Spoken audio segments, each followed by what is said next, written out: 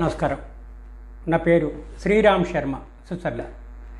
ఈరోజు ఈ వీడియో చేయడానికి ముఖ్య కారణం ఏంటంటే, ధరణి పోర్టలు అని ఈ మధ్య తెలంగాణ రాష్ట్ర ప్రభుత్వం ఒకటి ప్రవేశపెట్టింది.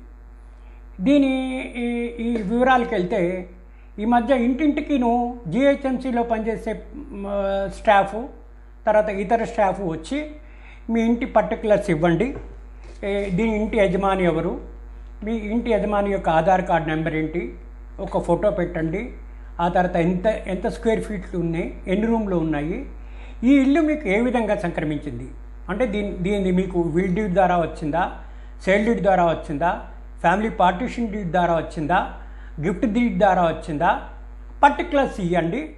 ఆ తర్వాత ఈ current bill number, water connection number, ఆ పర్టికులర్ సిమ్ అని కొత్తగా ఇంటింటికి వచ్చి తిరుగుతున్నారు.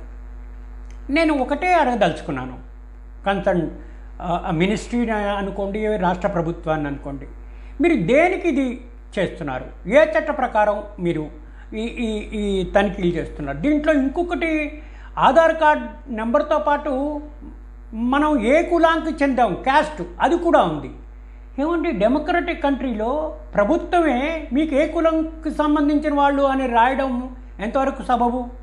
ఇప్పుడు రేపు పొద్దున్న నా పర్టికులర్స్, నేను సీక్రెట్ పర్టికులర్స్, నా family particulars, property secret particulars నాకు ఏ విధంగా సంక్రమించింది అనేది నాకు, నా కుటుంబ సభ్యులకే సంబంధించింది.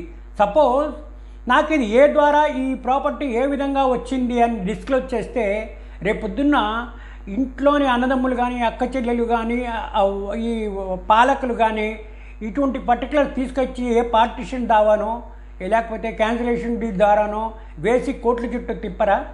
నా ఒక సిటిజన్ యొక్క ప్రైవసీని ఆటంకపరిచేటట్టుగా ఈ ఈ వ్యక్తుల యొక్క చర్యలు ఉన్నట్టుగా అయితే నాకైతే అనిపిస్తోంది.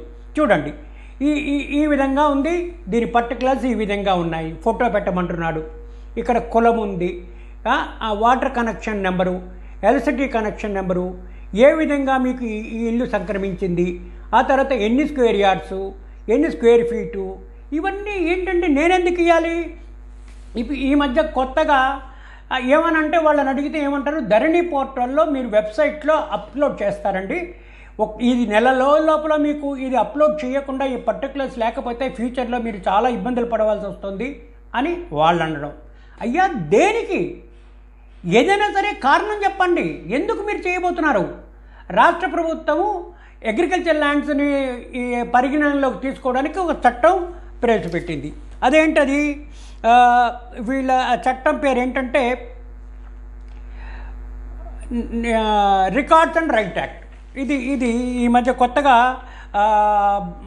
Right in land and pattadar passbook act 2020.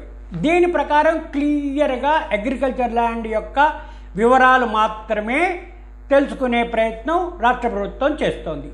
కానీ ఈ నాన్ అగ్రికల్చర్ ల్యాండు, తర్వాత ఇండ్లు, ఫ్లాట్లు, దీని పర్టికులర్సు, దీని యజమాని పర్టికులర్సు, ఆధార్ కార్డు నెంబరు, ఏం కులానికి సంబంధించింది, ఇవన్నీ చాలా ఆశ్చర్యంగా ఉన్నాయి.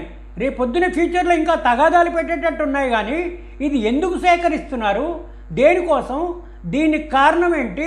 ఒకవేళ ఇంటి యజమాని లేకపోతే ఎవరి ఫోటోనో పెట్టాలట, ఇది ఏ విధంగా సంక్రమించింది అంటే జెన్యూనా? వాడు ఏదో చెప్తాడు, వాడు ఏదో చెప్తే తప్పు చెప్పామని చెప్పి వాడి మీద రేపు క్రిమినల్ చర్యలు తీసుకోవడానికి మీరు ప్రయత్నం చేస్తున్నారా? కాబట్టి అసలు యాజ్ పర్ ది చట్టం ఏంటి, records in right in land and pattadar passbook section క్లియర్గా చెప్తోంది 2020. ఇది కేవలము వ్యవసాయ భూములకి సంబంధించిందే, నాన్ అగ్రికల్చర్కి సంబంధం లేదు. అదంటే కుండ బదులు కొట్టినట్టు ఈ చట్టం చెప్తే, మీరు జిహెచ్ఎంసీ స్టాఫ్ని వేరే వాళ్ళని ఇంటింటికి పంపించి ఇంటి యొక్క పర్టికులర్స్, ఇంటి యజమాని ఎవరు, యజమానికి ఏ విధంగా సంక్రమించింది, ఎన్ని ఫ్లోర్లు ఉన్నాయి, పర్మిషన్ ఉందా లేదా, కన్స్ట్రక్షన్ పర్మిషన్ ఉందా లేదా, ఎన్ని ఎస్ఎఫ్టీలు ఉన్నాయి, కరెంటు బిల్ నెంబర్ ఎంత, వాటర్ బిల్ నెంబర్ ఎంత, ఇవన్నీ ఇదేంటిది, ఏ విధంగా సంక్రమించింది కూడా చెప్పాలట, దాని పర్టికులర్ చెప్పాలట. బిల్ డీడ్ ద్వారానో, గిఫ్ట్ డీడ్ ద్వారానో, పార్టీషన్ డీడ్ ద్వారానో, సేల్ డీడ్ ద్వారానో, మార్టిగేజ్ డీడ్ ద్వారానో ఏ విధంగా సంక్రమించిందని చెప్తే నేను చెప్పింది అబద్ధం అయితే రేపు పొద్దున్న చర్య తీసుకోవడానిక, సిటిజన్కి ప్రైవేట్ వాళ్ళకి తగాదాలు పెట్టి మీరు చూడ్డాక, కోర్టుల చుట్టూ జనాలందరూ కోర్టులు పార్టీషన్స్ దావాలో సివిల్ కేసులు వేసుకుని ఉంటే ఏమైనా అన్రెస్ట్ పెరిగిపోదా? ఇప్పటికైనా స్టేట్ గవర్నమెంట్ కళ్ళు తెరిచి ఇటువంటివి కాకుండా నాన్ అగ్రికల్చర్ కాకుండా అగ్రికల్చర్ అన్నారు, కరెక్టే, సరిగ్గా లెక్కలు లేవు, ఈ భూమి తగాదాలు వస్తున్నాయి, ఈ విఆర్ఓలు వాటిని ఇబ్బందులు పెట్టడం వల్ల మీరు చర్య తీసుకుంటున్నారు, కొత్త చట్టం తీసుకొచ్చారు పాస్బుక్, ఎందుకంటే మీరు ఇన్పుట్ సబ్సిడీ ఇవ్వబోతున్నారు, అదేవిధంగా మీరు విత్తనాలకి సబ్సిడీ ఇవ్వబోతున్నారు, తర్వాత అగ్రికల్చర్కి మీరు ఏదైనా ప్రోడక్ట్ డబ్బులు ఇవ్వబోతున్నారు, కాబట్టి కంపల్సరీగా మీ డ్యూటీ దీని యాజమాన్యం ఎవరిలో ఉంది, ఇది ఎట్లా సంక్రమించింది అని కరెక్ట్గానే మీరు కావాలి. ఏమండి, సిటీలో ఉండే మున్సిపల్ కార్పొరేషన్లో నివసించే మాలాంటి వ్యక్తుల దగ్గర వివరాలు అడిగితే మాకేమి ఇస్తున్నారు? అరే మీరు ప్రాపర్టీ ట్యాక్స్ ఒక నెల నేను డిలే అయితే ట్యాక్స్లోని ఇంట్రెస్ట్ కూడా పీనల్ ఇంట్రెస్ట్తో కలెక్ట్ చేస్తారే, కరెంటు బిల్లు నేను ఒక వన్ మంత్ కట్టకపోతే వచ్చి మేము ఇంట్లో లేకపోతే పోల్ పైకి ఎక్కి డిస్కనెక్ట్ చేస్తారే, మరి అటువంటి దాంట్లో మమ్మల్ని ఇబ్బంది పడ్డం ఎందుకు? ఒక్కసారి పాలకులు అర్థం చేసుకోవాలి, దేనికి ఈ సర్వే చేయబోతున్నారు, దీని మెయిన్ ఎయిమ్ ఏంటి, దీనివల్ల వచ్చేది ఏంటి, సిటిజన్కి ఏ విధంగా ఇది సహాయపడుతుంది, ప్రజలు ఏ విధంగా దీన్ని బాగుపడతారు? ప్రజల్లో చాలా డౌట్లు ఉన్నాయి, దీన్ని నివృత్తి చేసే బాధ్యత సంబంధిత అధికారులది, సంబంధిత ప్రభుత్వాన్ని.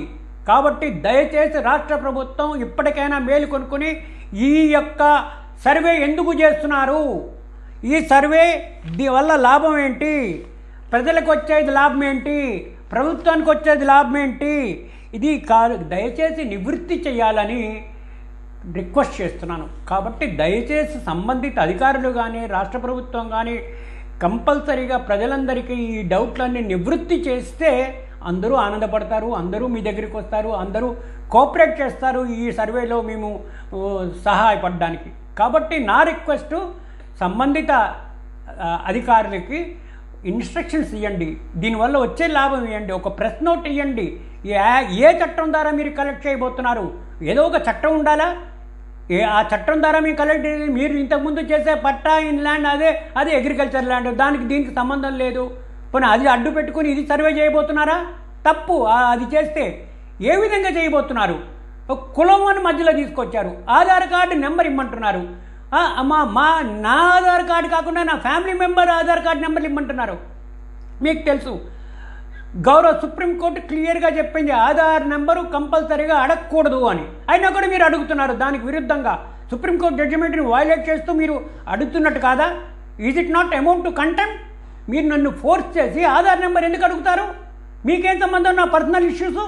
కాబట్టి దయచేసి సంబంధిత ప్రభుత్వ అధికారులు కానీ సంబంధిత ప్రభుత్వలో పనిచేసే పెద్దలు కానీ ఇదొక్కటి ఆలోచించి ప్రజల్లో చాలా డౌట్లు ఉన్నాయి, అది నివృత్తి చేయాలని నా రిక్వెస్ట్. Thank you.